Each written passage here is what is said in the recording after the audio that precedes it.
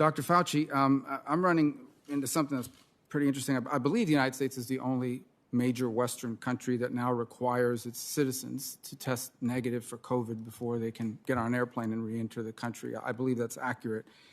And on the other hand, we're hearing now that, for example, Title 42, which is a COVID-era policy, should be lifted because we've reached a point now where COVID is manageable or at a level where we no longer need Title 42. And we obviously know we have a problem in our southern border where every day people are entering the country illegally, and many are not even being tested for COVID, and even if they are, they're being allowed to stay, and most certainly would under Title 42.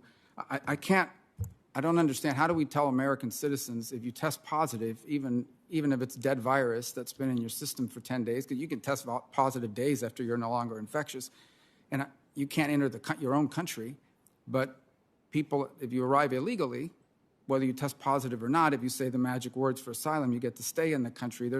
And this is a real life scenario. I know people that are abroad, they test positive, they're not sick, maybe they were sick a week ago, and they can't afford to continue to pay for hotel rooms and staying overseas until they can finally score a negative test.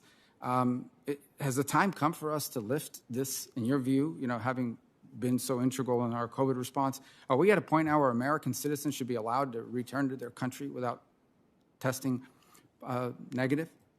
I'm not. Thank you for the question. It's an important question. I don't have the answer to that. I mean, we work with our CDC colleagues to continue to examine the feasibility of that and the desirability of that.